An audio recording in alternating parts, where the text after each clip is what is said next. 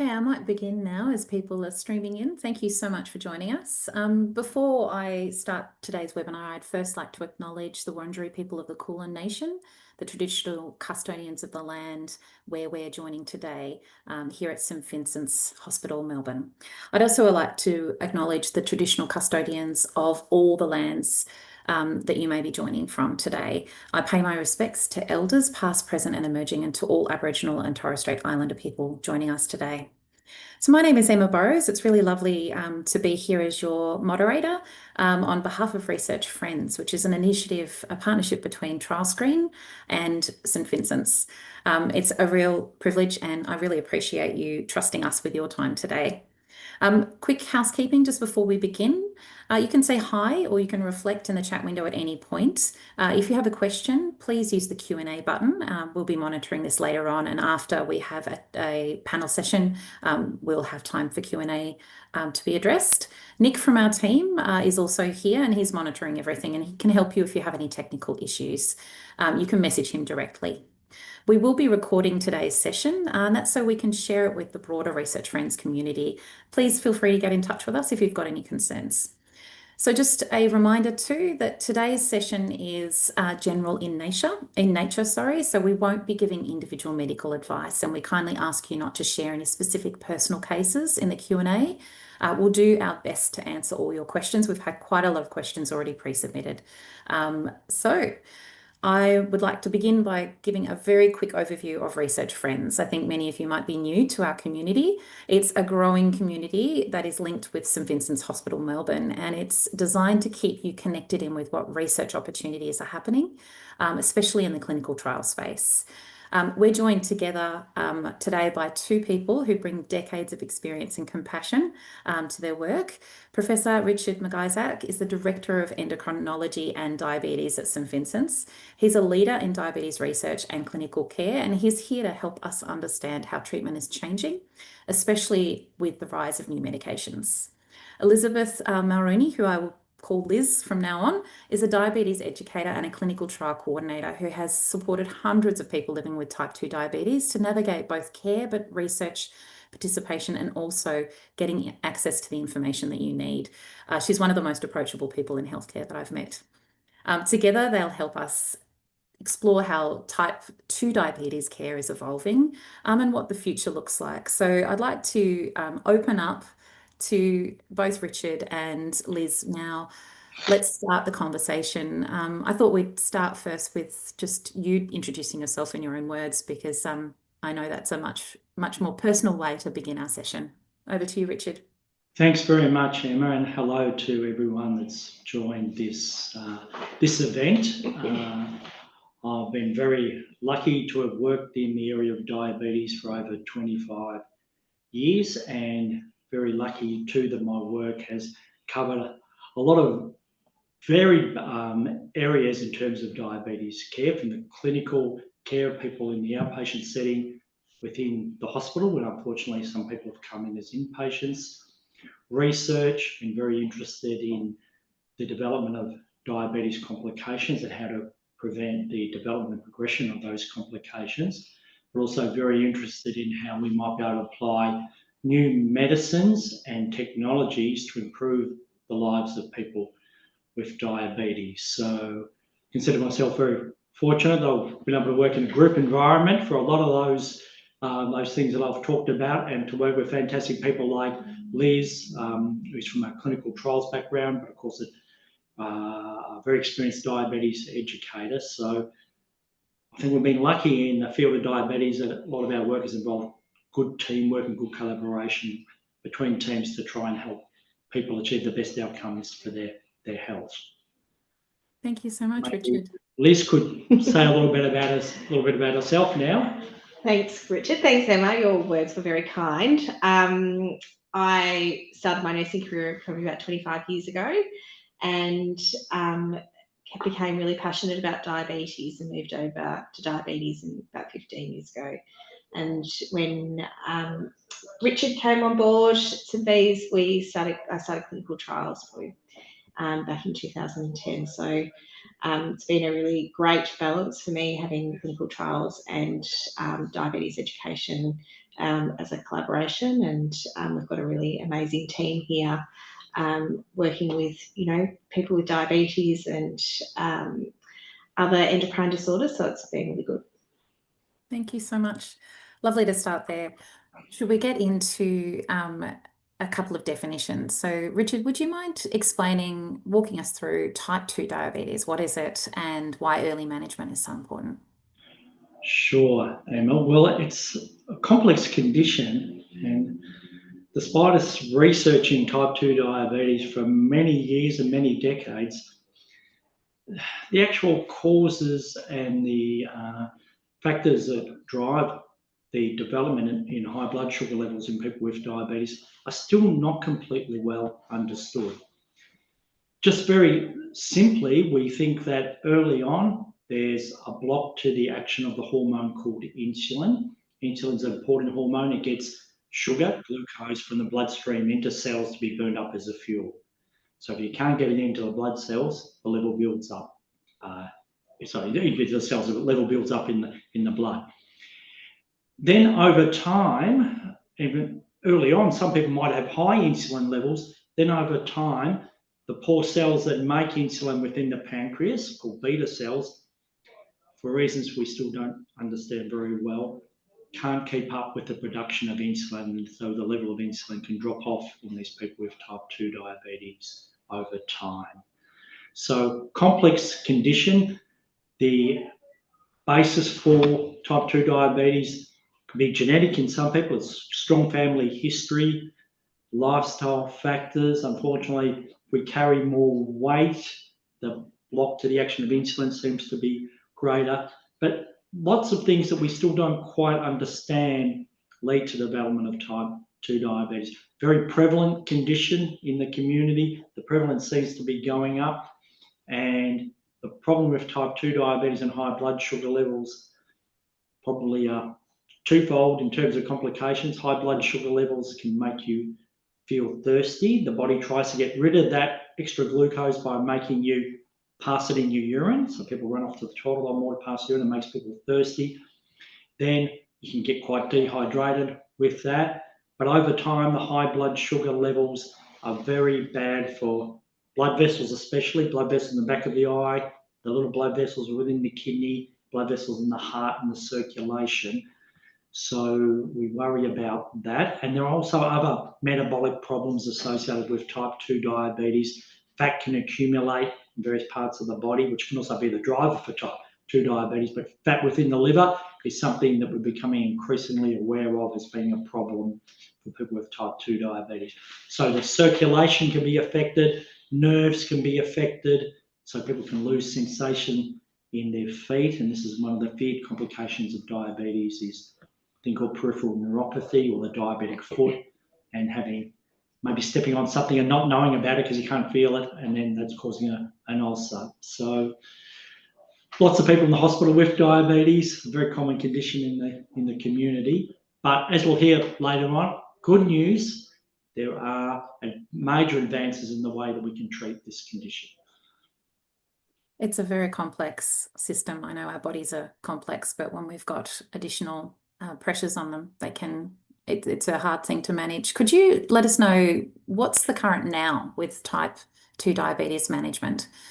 What is the standard first line of treatment, just before we get into the future? Yeah. Of course. So the basis of treatment is trying to adopt a healthy lifestyle, trying to keep our calorie intake down if we can, keep our weight under control if we can. It's always a very difficult situation, though, for a lot of people to do that. Trying to do some regular exercise, trying to get up and go for a walk 3 or 4 times, maybe for 20, half an hour time frame, a couple of times a week. Trying to keep our blood pressure and our cholesterol under good control, because one of the main complications seen with diabetes is an increase in heart disease. So we've got to have that basis of good lifestyle approach. Then, quite commonly, people do need a medication to help control their blood sugar level. And the first medication we usually think about, if people can tolerate it, if there aren't any contraindications, a medication called metformin. It's got various brand names. It helps the insulin in our body, and even if we have to inject insulin, to work more effectively and efficiently. Then, unfortunately, some people still break through and their blood sugar levels continue to increase. Then we might look at the next layer of a tablet to add on top. Usually it's a tablet on top of metformin therapy. And thankfully, we've got combination tablets now, so the pill burden doesn't have to be increased if we can put two active ingredients together within a tablet. Sometimes we might have to go to a third line oral agent, but maybe even a bit earlier on in the treatment pathway, we've got injectable medications that we can use, like the Ozempic type medication. We can think about maybe using that a little bit earlier than what we have in the past. And then, of course, there is insulin. Unfortunately, some people with type 2 diabetes will still need to progress to insulin therapy, especially if someone's losing weight and they've got very high blood sugar levels. That might be an indication to start insulin therapy earlier than later. So this shift away from insulin first and to the newer generation medications, clearly we also need to be supporting that with the lifestyle lifestyle modifications that you mentioned. This is a moment, I think, in diabetes type 2 care. Liz, do you want to reflect a little bit about what this shift means for care pathways and the patient experience? There's a lot of information to take in here. What does it look like from your side? Yeah, I think as Richard touched on, being able to maintain weight and to be able to do those lifestyle measures can often be really hard for patients who have struggled with weight, often for their whole life. And so the new agents assist with that. And so it's not just about treating your blood sugars, it's about treating the whole person, the whole body. And so it gives them the ability to be able to lose a little bit of weight, which, is really handy. It's not just looking at your blood sugars. So that's really changed the pathway in that aspect, in that we're able to, work on lifestyle managers with assistance, with giving them a bit of a helping hand, rather than just saying, go away, decrease your calories, do this, da da da da. But in real life, that's hard. So giving a medication that can help with that is really handy. Yeah, and if you don't mind, could I just add to what Liz has basically said it all, but 10, 15 years ago, when people broke through metformin or some of the tablets that we were putting people on, and then we had to move to insulin therapy, we'd tell people to go out there, try and lose some weight, but we were conspiring against them a little bit in terms of the therapies we were giving them, which actually promote weight gain. So now we've had this shift where we've got weight-losing medications that can help people to control their blood sugar level. And the other big advantage of these newer medications is the risk for dropping your blood sugar level too low to cause hypoglycemia, low blood sugar levels that can cause symptoms to alert ourselves that our sugar level is getting low, is also significantly reduced. So, which helps with activity. Yes, exactly. Because often we'd be like, "I'll go for a walk," but check your blood sugars. And if it's too low, make sure you have something to eat, which is counterintuitive. We want them to go for a walk to help with weight loss, and but we're also asking them to eat before they go. So now with these newer agents, the risks of that are lower, so we don't have to get them to eat before exercise, which is great. Seems like they're actually working together as opposed to in opposition of each other. So to have a team-like effect sounds like it's a game changer for people. Yeah, it can be. Yeah. We are very lucky. I think you're right. I think it is a real frame shift in terms of treatment. Can we go to that? There's a lot of psychology around when you hear the word lifestyle factor, because there's this stigma, and there appears to be a lot of choice in how you engage with the world, but it's never as simple as that. We are complex beings. I'm just wondering, Liz, if we can touch on some of that sort of stigma and the sense of blame that's tied to lifestyle, it's great to hear that we have therapies now that are not in opposition with each other. But is there something that you could share here just from your work, perhaps in diabetes education, around how shifting that sort of conversation away from fear and the fear around complications, for example, the foot complication you mentioned before, or amputations, Richard, how do we navigate this space? Yeah, I think type 2 does have a massive stigma attached. A lot of people, are quite worried, and they feel like they're to blame, and they're, fearful of health professionals telling them off. And, we're nice, we don't, but I think it's not just, as Richard said at the start, it's a really complicated disease, and it's not just, about what you put in your mouth. It's a lot of things that go into it. And patients do come in and say, oh, my uncle, so-and-so, he had his leg chopped off, and I really don't want that to happen to me.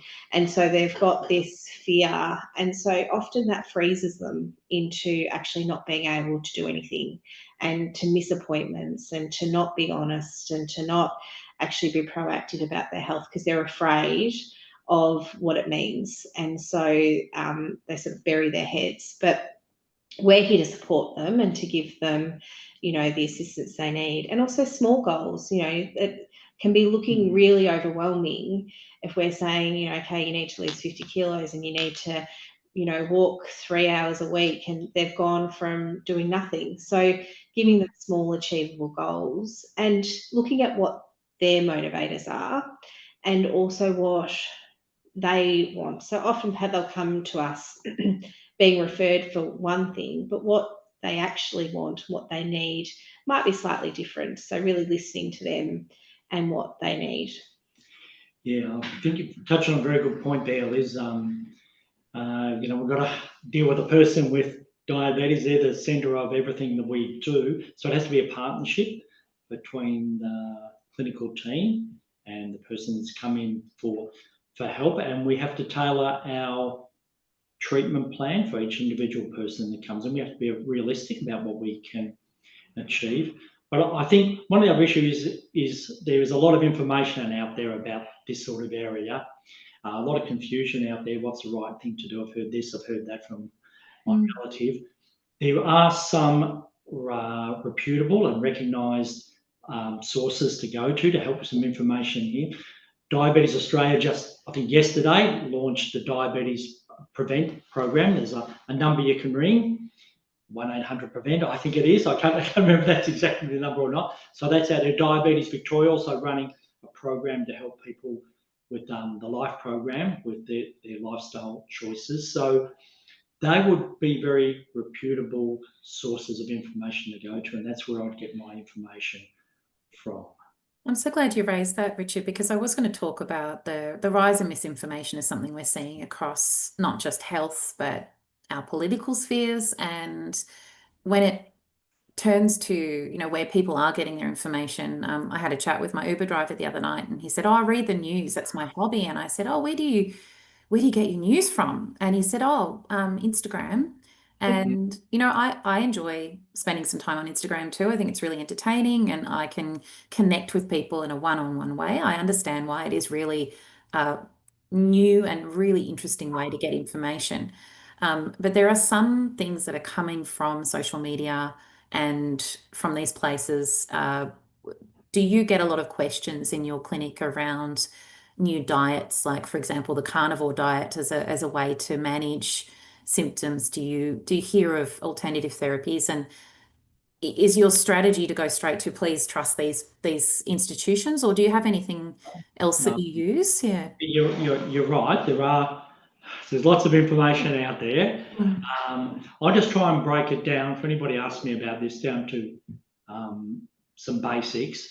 I think there are different ways to achieve outcomes. So what works for one person might not work for another person. So I think we recognise that there are different pathways that people can go down. And if something works for you, please stick with it. But if it's not working, then maybe think about an alternative approach. I think also just trying to keep things to the basics, and whilst things like, you know, the 2-7 type approach or the high protein, whatever type approach, they're good things to think about. But I think overall, just starting with working on just trying to cut down the total calorie intake, just to start with, is a good place to set yourself with. And maybe just thinking about your portion size and what's happening between meals, which are all easy for us to sneak into those areas. I think just start with some basic things. Don't be overwhelmed. Maybe if you pick something, give it a go for a while, and if it works for you, stay with it. But you're right, there is lots of information out there, but you can go to your local doctor. The local doctor put a care plan together, and if you're at risk for developing diabetes, or you do have diabetes, as part of the care plan, your local doctor can send you to a local dietitian, get some good advice about where to move forward with things and work on healthy lifestyle approach. Sounds like I'm just reading between the lines, but a really good dialogue with your clinician, with your GP or with your endocrinologist is really key to make sure what you're engaging in and what you're trying in addition to your prescribed medication is a really important step. Oh, well, to prescribe it, yes. Well, that's an excellent point that you've raised, Emma. No good if we prescribe things as a practitioner if we know the prescription is going to end up in the rubbish bin or the tablets are going to end up in the rubbish bin. So whenever I have a consultation, I just ask people whether they have any trouble taking their medication, have they run into any side effects, or have they lost a script? I say, well, this happens to everyone. So people do have issues running natural with those things.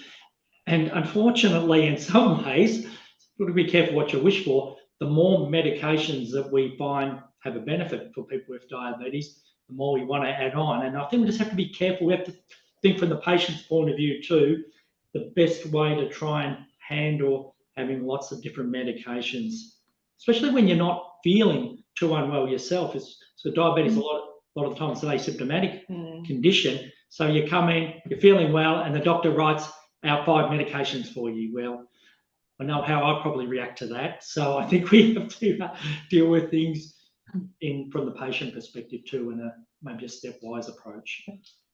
I was just going to add to it with sometimes patients, their understanding of healthy foods isn't, they don't have the literacy, or they haven't been taught different types of healthy foods. So there are some really good community programs where in the past, I know they were doing supermarket tours and going through the aisles and showing patients which are healthy foods versus, the processed food. So I think sometimes we've got to have a real understanding of what their understanding is before saying, do X, Y, Z. So there are some really great community programs.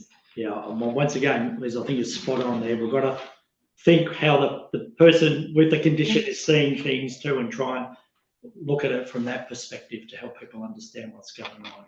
And tailor our approach for each individual person who comes to see us.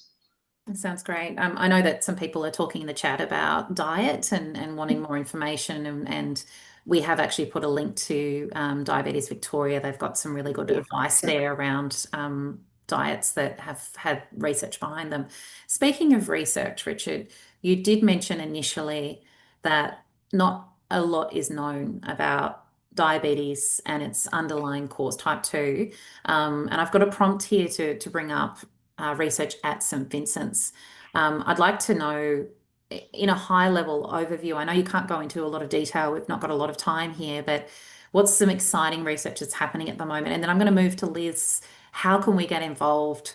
We need people to be putting their hands up and being curious about how to be involved in research as well. So I'll start with Richard and then move to Liz. Yeah, sure. Thanks, Emma. Well, our research is, broken down, I suppose, into 2 broad headings. Research that we as investigators initiate and then promote and follow through on.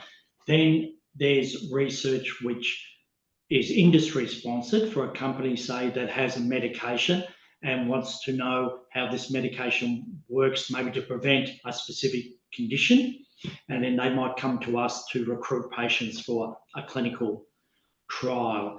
So from the diabetes complications point of view, some of my research has been looking at new markers that might identify people that are at the highest risk for developing a complication or progressing with a complication. So with the end game of trying to identify these people so that we can intervene early to try and stop the complication from developing or progressing. Then from the industry point of view, for example, so some of the new medications that we might talk a little bit more in detail, like the Ozempic type medications. The company that makes Ozempic came to us and said, as part of a big trial, we want to see what effect this medication has on the heart. Is it safe on the heart? And then we've also done a trial to see if it can slow down the loss of kidney function in people with diabetes and also protect people with kidney disease from heart disease. So Liz and I have been very lucky to be involved in some of these big clinical trials. And one of them has just led to a new indication for a medication like Ozempic having some effects on the kidney, good protective effects on the kidney. So we'd like to feel that we've made a contribution to help a new indication for a medication to become available within this country. So we've been lucky that not all clinical trials lead to the outcome that you're expecting. That's why we do the trial, because we don't know the answer to that question, but we've been lucky that we've had some positive outcomes for some of the trials we've been involved in. Thank you. Liz, can you walk us through what a clinical trial is? Some people have probably not really had a good experience with clinical trials. They might not know that they exist and that they're running all the time. Yeah, so all medications and all devices that are available all go through a rigorous safety profile. So they all go through clinical trials and different phases of clinical trials. They're very heavily governed by our Therapeutic Goods Administration. So we make sure there's always a very, a board of people that ensure the safety of all trials that aren't related to the company or the specific trial. So they're overseeing all safety aspects of a trial. So everything that happens in a trial has to be reported and recorded and is monitored very closely. So it's a very safe to be in a clinical trial. You're not, I think someone said a guinea pig. You're not a guinea pig at all. and many of the medications that we're trialling in this setting already are on the market. So we're just seeing if it's got a new indication that will help the development of a specific complication. So a lot of things are here and available, and so they've already got the safety profile. We just might be trying to answer one specific question in terms of the efficacy of the medication. Yeah, so like Richard had said, that it's got, kidney protection or cardiovascular protection, or it's safe in different aspects. Or so if you want to be in a clinical trial, you just need to approach your healthcare team. You can also get onto the trial screen. They've got a list of all clinical trials available. And usually you'll be directed in the right space. So, we welcome anyone asking us about clinical trials, and whether or not there might be something that fits them today, or it might be in the future. We put their name aside and we link them up with a trial that might be suitable. We then talk to them at a high level about the trial and send them information for them to read and to talk to their family, their GP, other healthcare professionals that they want us to discuss it with.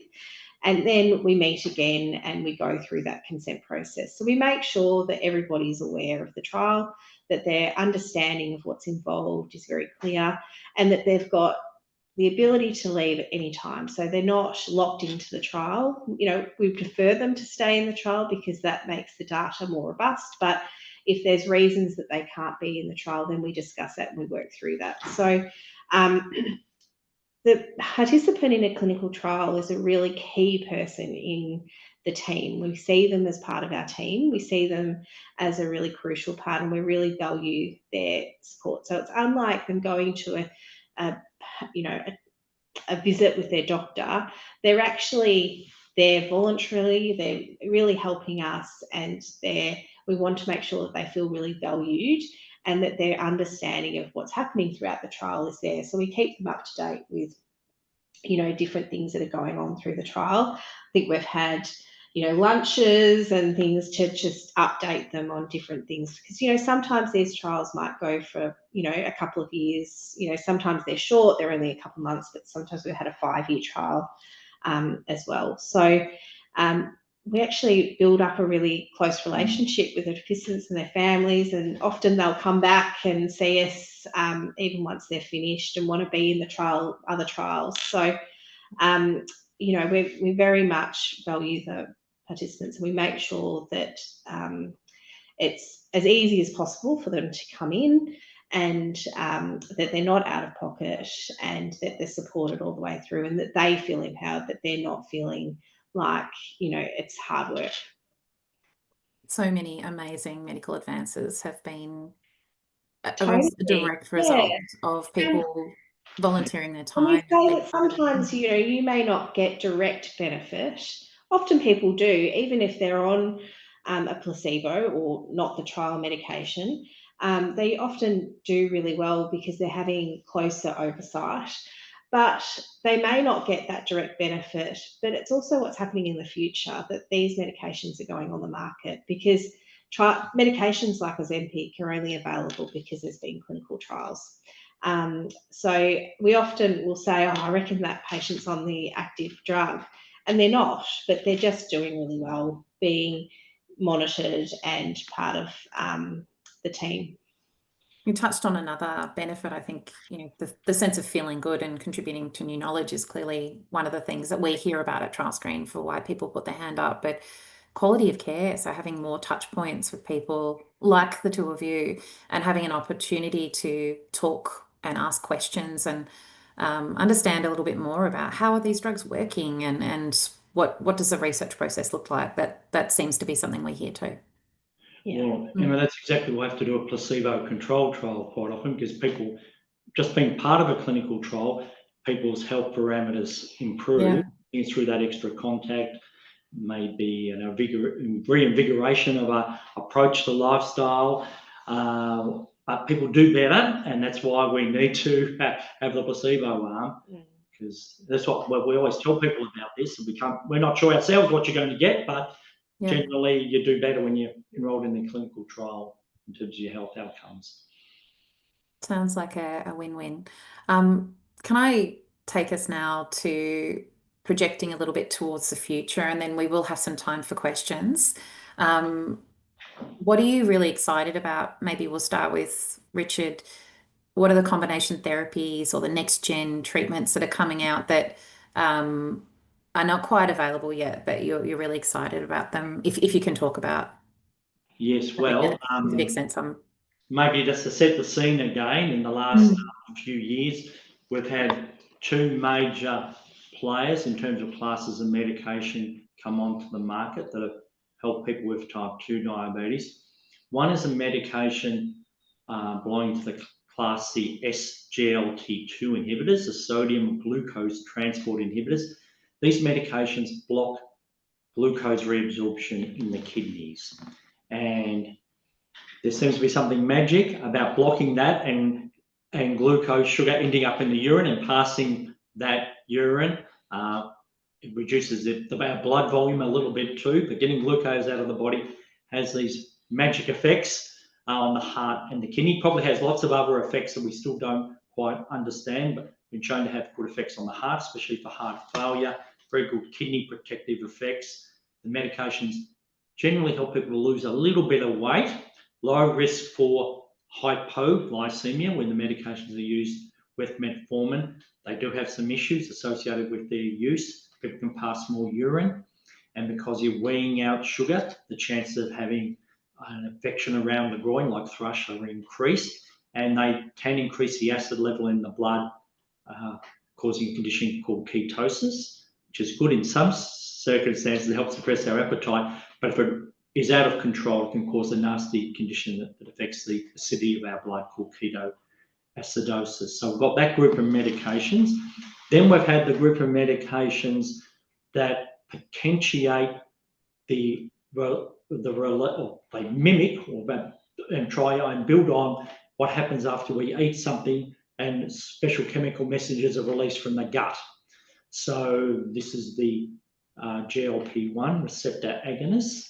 Ozempic is part of that family, and they help by suppressing our appetite. Probably have some direct effects on appetite centers in the brain, but they slow down the emptying of the stomach to make people feel full, so that affects appetite. Unfortunately, that can cause the side effect of nausea and vomiting in some people, which can be a real issue that we have to deal with, but hopefully over time those symptoms seem to settle down. Then through mechanisms still that we don't completely understand, these class of medications have good protective effects on the heart and the kidney, and maybe lots of other benefits coming out. Side effects, I've talked about nausea and vomiting. There's been some talk about some eye-related complications.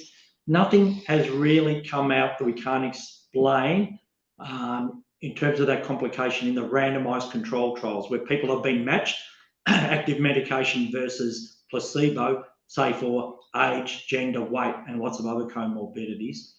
There are some associations coming out with some eye conditions seen in people on Ozempic, but it's not necessarily due to cause and effect. It just may be that people that get put on these medications are more likely to develop these complications. So we have to have an open mind. We have to keep watching this space, but generally the benefits outweigh the risks for the majority of people being on these medications.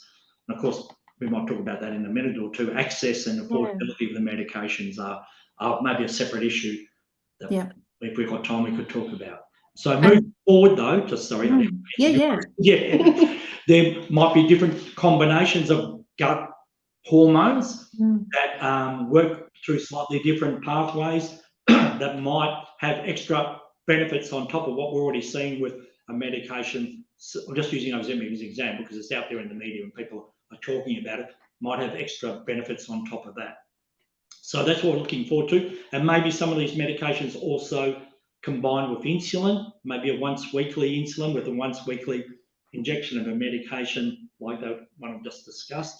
There may be ways that we're looking forward to help improve the management of people with diabetes and type 2 diabetes.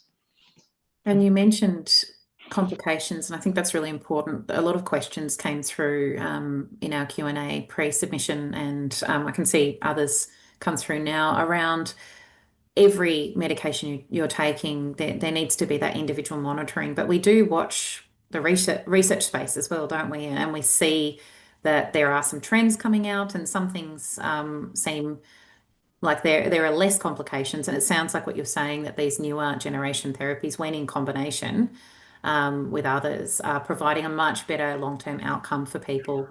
Well, so we're looking for medications that just don't lower your blood sugar level and do that in a safe fashion, but also help people with their weight, but also have some specific heart and kidney protective effects. For example, maybe other complications are reduced by the use of these medications.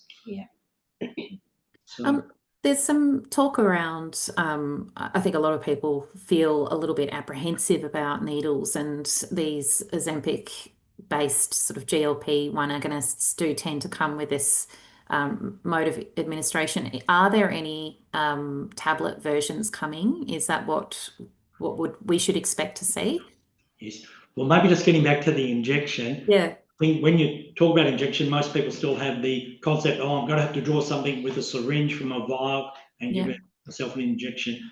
I always have, and Liz always has one with with insulin or one of the injectable medications I've talked about, the pre-filled pen. And I think once you show people the pen, I think a lot of their anxiety is reduced, but of course, doing injection still is a barrier to overcome for people. But the good news is oral forms of these medications are being developed, and in America on the market at the moment you can get an oral form of Ozempic. So there's been a bit in the press about these oral medications in recent times. So yes, we're making big step forwards in terms of trying to maybe just give everything oral from the oral route. And then I think once people do start the injections, they find they don't actually feel them. They are really tiny needles. So it's that feeling that, when you're in hospital, you've got the big needles, but the patients at home have really tiny needles and they often don't even feel them. Yeah. Thank you.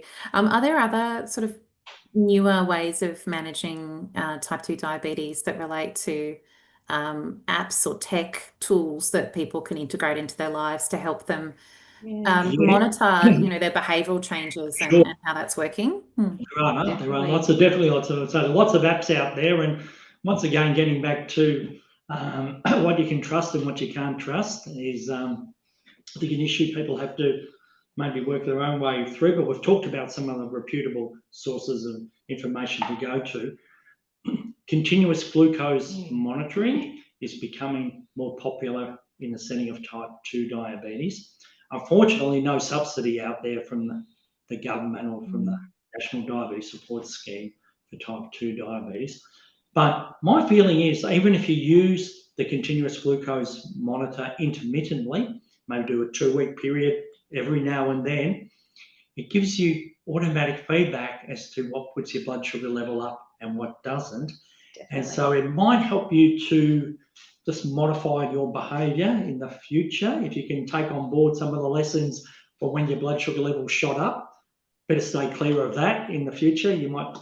That might be a thought process that it triggers off. So I think it's very helpful in terms of people finding their own way in terms of how their blood sugar level responds to certain foods or certain situations. And sometimes a lot of these things are hidden from us. So, I think we can see it as a spike in your blood sugar level and think back to why that might have happened. Learn from that. I think that's a very useful step to consider undertaking every now and then. Yeah, I think I totally agree. CGM is an amazing tool for watching not only, the peaks, but also things like what activity does, that it brings your blood sugars down. And so to see that in real time, you get a lot of positive feedback from patients seeing how great that is. Hopefully over time, cost will become less a barrier. There are some companies that will provide at a cheaper for that second sensor and stuff like that. So do keep an eye out for the different companies and what offers they have for people with type 2, because they are a really useful tool. And I think not just for people that have got diabetes, but for those that are in that pre-diabetes stage, to prevent them from developing diabetes, they can make some really sustainable changes with the tech. Quite a lot of questions came through on Ozempic's mechanism of action. So that meaning how does it work?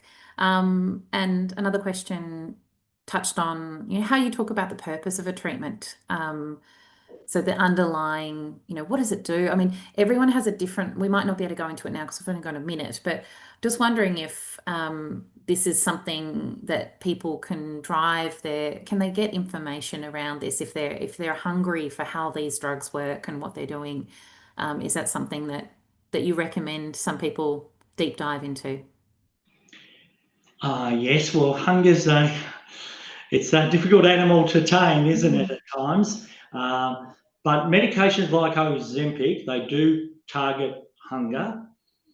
As far as I'm aware, there's no magic increase in your metabolic rate.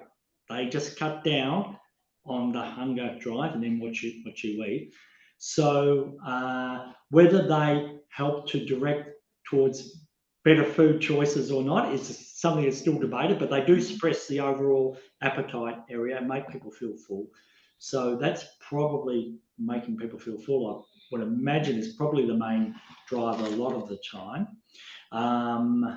So dealing with hunger, though, if I knew the answer to that, I probably wouldn't be sitting here. I'd be in the Bahamas somewhere having Nobel Prize, yeah.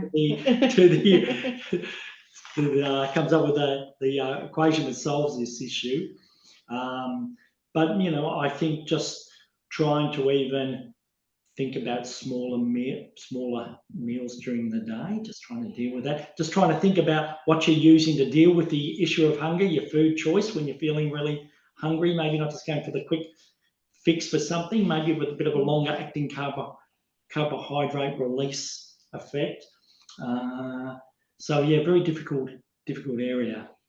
It's a hard one to understand. I think it is reassuring when you hear yourself, Richard, say, look, it's complex, because a lot of people are sitting at home and grappling with what's going on with me and how are these medications working. So it's reassuring to know that, good research is happening too. So we're getting closer to understanding a little bit more about exactly how this mystery of hunger works. But taking it back to research, Liz, I'm just wondering if we could finish up by talking about the exciting next trials that are coming, and get people a bit curious about potentially sending you an email and reaching out to hear a little bit more from you directly and not in this forum. Yeah, no, definitely reach out if you're interested in clinical trials. I think from type 2 perspective, there's a lot of trials around GLP-1s and combination GLP-1s, SGLT2 inhibitors. We've also got we have a special interest in diabetes and kidney disease, so that's one for us, and neuropathy, looking at diabetes type 2 and neuropathy. But we're in what they call it the golden age of diabetes trials, so there's lots happening that we can see next year. So although we might not have something right at this point that will fit someone, there'll most likely be something over the next few months. So definitely lots in the GLP-1, SGLT2 space, and also different types of insulin as well. So combination of insulin and GLP-1s, and so lots of new things happening. Thank you.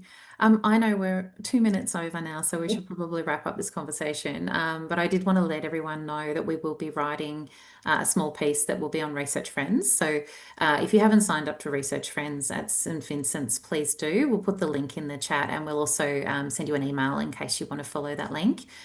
This is our way of keeping you in the loop, and you will also have a little bit more there from Richard and Liz. But thank you so much, Richard and Liz, just for sharing your time with us today. It was really lovely to hear directly from you. It's a rare occasion that you can connect into people as connected into research as the two of you. So thank you so much. And thanks also to everyone who joined us today. It's wonderful to see that you're curious and engaged, and we hope you stay in touch and come to our next webinar. Thanks very much, Emma. Thank you. Thank you. And thanks to everyone for joining today's webcast. Thank you. Thanks.